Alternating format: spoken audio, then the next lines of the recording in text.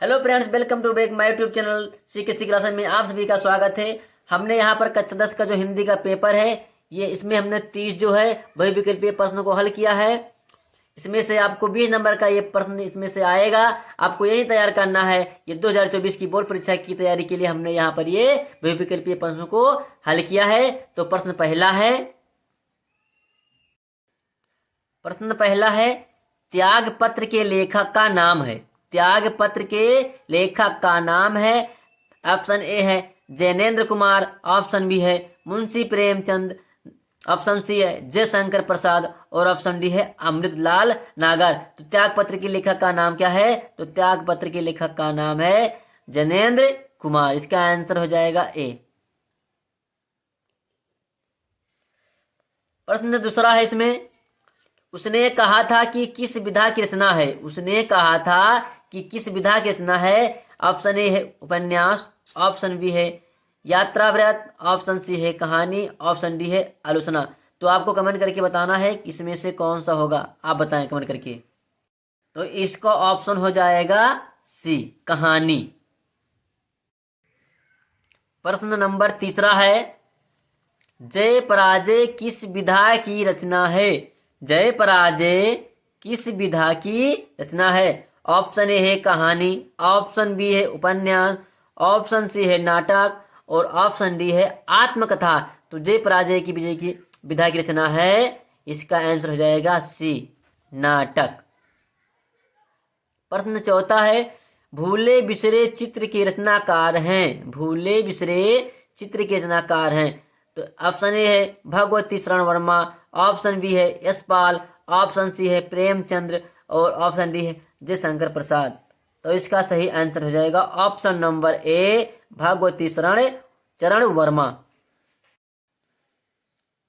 Question number 5 है, एक घूंट के रचनाकार हैं। एक घूंट के रचनाकार हैं। ऑप्शन ए है जयशंकर प्रसाद, ऑप्शन बी है प्रेमचंद, ऑप्शन सी है doctor Rajendra Prasad, option D है जयप्रकाश भारती। तो आपको बताना है एक घूंट के रचनाकार कौन है। तो इसका ऑप्शन हो जाएगा option number A, Jaishankar Prasad. प्रश्न 6 है, गुनाहों के देवता उपन्यास के लेखक हैं। गुनाहों के देवता उपन्यास के लेखक हैं। ऑप्शन ए है धर्मवीर भारती, ऑप्शन बी है जयशंकर प्रसाद, ऑप्शन सी है अगे, ऑप्शन डी है इलाचंद्र जोशी। तो इसका ऑप्शन हो जाएगा ऑप्शन नंबर ए, गुनाहों के देवता के उपन्यास के लेखक हैं धर्मवीर भारती। प्रश्न नंबर 7 है, क्या लिखूं किस विधा की रचना है। ऑप्शन ए है निबंध, ऑप्शन बी है नाटक, ऑप्शन सी है उपन्यास, ऑप्शन डी है कहानी। तो आप क्या लिखूं की विधा की रचना किए हैं कौन। इसका है ऑप्शन ए, निबंध। हो जाएगा निबंध। प्रश्न 8वां है, हिंदी का प्रथम नाटक माना जाता है। ए हरिश्चंद्र, ऑप्शन बी है नहुस, ऑप्शन डी है चंद्र गुप्त, ऑप्शन सी है इनमें से कोई नहीं। तो इसका ऑप्शन हो जाएगा ऑप्शन बी, नहुस। प्रश्न नंबर 9वां है, हिंदी का प्रथम उपन्यास है। हिंदी का प्रथम उपन्यास है। ए परीक्षा गुरु, बी गोदान, सी अलग अलग बैतरणी, डी इनमें से कोई नहीं।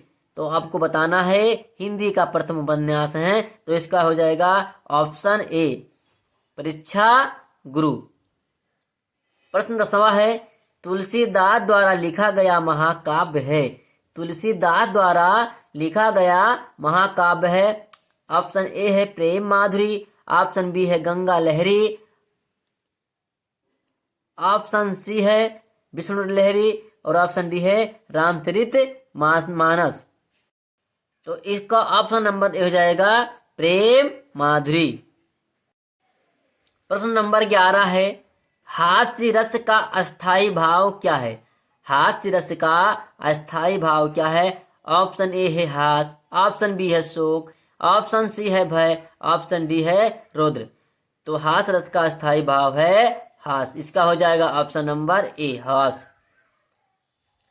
प्रश्न के 12 देखते हैं। प्रश्न 12 क्या है, हे खरग हे खग मृग हे मधुकर श्रेणी, तुम देखी सीता मृग नयनी में कौन सा रस है? ए है हास्य, ऑप्शन बी है करुण, ऑप्शन सी है वीर, ऑप्शन डी है इनमें से कोई नहीं। तो इसका सही आंसर हो जाएगा ऑप्शन नंबर बी, करुण रस। प्रश्न नंबर 13 है, रोला के प्रत्येक चरण में कितनी मात्राएं होती हैं? ऑप्शन नंबर है ए 16, ऑप्शन नंबर बी है 20, ऑप्शन नंबर सी है 24, ऑप्शन नंबर डी है 28।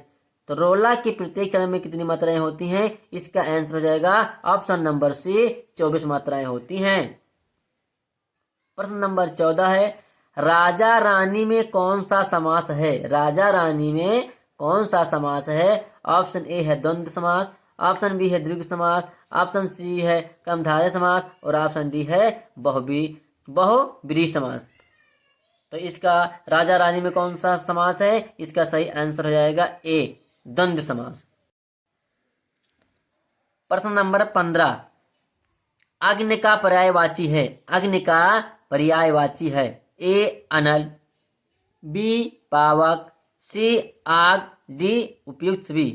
तो इसका सही आंसर हो जाएगा अग्नि का जो पर्यायवाची है ये तीनों है, मतलब इसका उपयोग हो जाएगा ऑप्शन नंबर डी, उपयुक्त सभी। प्रश्न 16 है, कबीर दास कौन से काल के संत कवि हैं? ऑप्शन नंबर ए है आदिकाल, ऑप्शन नंबर बी है भक्ति काल और ऑप्शन नंबर सी है रीतिकाल और ऑप्शन नंबर डी है आधुनिक काल। तो कबीरदास जी कौन से काल के संत कवि हैं? इसका ऑप्शन नंबर हो जाएगा बी, भक्ति काल। प्रश्न नंबर 17 है, इनमें से कौन भक्ति काल कवि नहीं है? ऑप्शन नंबर ए है बिहारी, ऑप्शन नंबर बी है सूरदास, ऑप्शन नंबर सी है कबीरदास, ऑप्शन सी है तुलसीदास। तो भक्त काल के कवि नहीं है, इसका सही आंसर है बिहारी दास, इसका ऑप्शन नंबर ए। प्रश्न नंबर 18 है, कबीर के प्रमुख शिष्य थे। कबीर के प्रमुख शिष्य थे। ऑप्शन नंबर ए है रैदास, ऑप्शन नंबर बी है धर्मदास और ऑप्शन नंबर सी है दादू और ऑप्शन नंबर डी है सुंदर दास। तो कबीर के प्रमुख शिष्य हैं, तो इसका ऑप्शन नंबर है बी, धर्मदास। प्रश्न नंबर 19 है, सदुक्री किसकी भाषा है? सदुक्री किसकी भाषा है? ऑप्शन नंबर ए है रहीमदास, ऑप्शन नंबर बी है रामानंद, ऑप्शन सी है कबीरदास, ऑप्शन डी है जायसी। तो इसका सही आंसर हो जाएगा ऑप्शन नंबर सी, कबीरदास। प्रश्न नंबर है 20, उद्योग शब्द का संधि विच्छेद है। उद्योग शब्द का संधि विच्छेद है। ऑप्शन नंबर है उद्धन योग, ऑप्शन नंबर बी है उधन दयोग, ऑप्शन नंबर सी है उद्धन योग और ऑप्शन नंबर डी है उद्धन योग। तो इसका सही आंसर क्या हो जाएगा? उद्योग का जो संधि विच्छेद है, इसका सही आंसर हो जाएगा ऑप्शन नंबर बी, उद्धन दयोग। प्रश्न नंबर 21 है, त्रिलोचन में कौन सा समास है? त्रिलोचन में कौन सा समास है? ऑप्शन नंबर ए है बहुब्रीहि समास, ऑप्शन नंबर बी है अव्ययी भाव समास, ऑप्शन नंबर सी है कर्मधारय समास, ऑप्शन नंबर डी है तत्पुरुष समास। तो इसका सही त्रिलोचन में कौन सा समास होगा? तो इसका सही आंसर है ऑप्शन नंबर ए, बहुब्रीहि समास। प्रश्न नंबर 23 है, तीसरा सप्तक कब प्रकाशित हुआ? तीसरा सप्तक कब प्रकाशित हुआ? ऑप्शन नंबर ए है 1951 ईस्वी को, ऑप्शन नंबर बी है 1962 ईस्वी को, ऑप्शन नंबर सी है 1943 ईस्वी को और ऑप्शन नंबर डी है 1979 ईस्वी को। तो जो तीसरा सप्तक जो प्रकाशित हुआ उसका आंसर है ऑप्शन नंबर बी, 1959 ईस्वी को। प्रश्न नंबर 24 है कि रामचरितमानस में कुल कांडों की संख्या है। रामचरितमानस में कुल कांडों की संख्या है। ऑप्शन नंबर ए है 8, ऑप्शन नंबर बी है 7, ऑप्शन नंबर सी है 9 और ऑप्शन नंबर डी है 6। तो रामचरितमानस में कुल कांडों की संख्या है ऑप्शन नंबर बी 7। प्रश्न नंबर 25, पर्यावरण शब्द में किस उपसर्ग का प्रयोग किया गया है? ऑप्शन नंबर ए है परि, ऑप्शन नंबर बी है पर, ऑप्शन नंबर सी है प्राय और ऑप्शन नंबर डी है इनमें से कोई नहीं। तो इसका सही आंसर हो जाएगा ऑप्शन नंबर ए परि। प्रश्न नंबर 26 देखते हैं। रचना के आधार पर वाक्य के कितने भेद होते हैं? ऑप्शन नंबर ए है 2, ऑप्शन नंबर बी है 3, ऑप्शन नंबर 4 है तो ऑप्शन नंबर सी है 4, ऑप्शन नंबर डी है 5। तो इसका सही आंसर हो जाएगा ऑप्शन नंबर बी, हो जाएंगे इसका आंसर 3। प्रश्न नंबर हम 27वां देखते हैं। दूध का तत्सम रूप है, दूध का तत्सम रूप है। ऑप्शन नंबर ए है दुग्ध, ऑप्शन नंबर बी है रुच, ऑप्शन नंबर सी है चरण और ऑप्शन नंबर डी है इनमें से कोई नहीं। तो दूध का तत्सम रूप है, इसका सही आंसर हो जाएगा ऑप्शन नंबर ए दुग्ध। प्रश्न नंबर 28 है। राम पत्र लिखता है मैं वाच्य है, राम पत्र लिखता है मैं वाच्य है। ऑप्शन ए है कर्तावाच्य, ऑप्शन नंबर बी है कर्मवाच्य, ऑप्शन नंबर सी है भाववाच्य और ऑप्शन नंबर डी है इनमें से कोई नहीं। तो इसका सही आंसर होगा ऑप्शन नंबर ए कर्तावाच्य।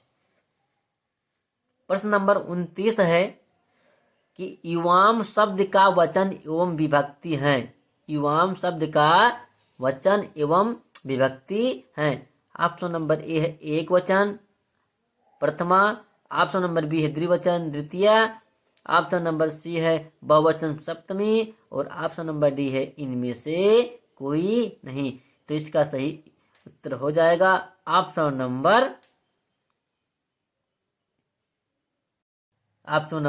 बी द्विवचन द्वितीया। प्रश्न नंबर 30 है। इनमें से सर्वनाम है, निम्न में से सर्वनाम है। ऑप्शन ए है राम, ऑप्शन बी है ईमानदारी, ऑप्शन सी है जानवर और ऑप्शन डी है वो। तो सर्वनाम जो है इनमें से हो जाएगा ऑप्शन नंबर डी वो। तो हमने यहाँ पर 30 जो है हिंदी के एमसीक्यू जो था बहुत ही महत्वपूर्ण है, हमने इसका वीडियो बना दिया है। आप इसको देखें और हमारे चैनल को लाइक और सब्सक्राइब जरूर करें।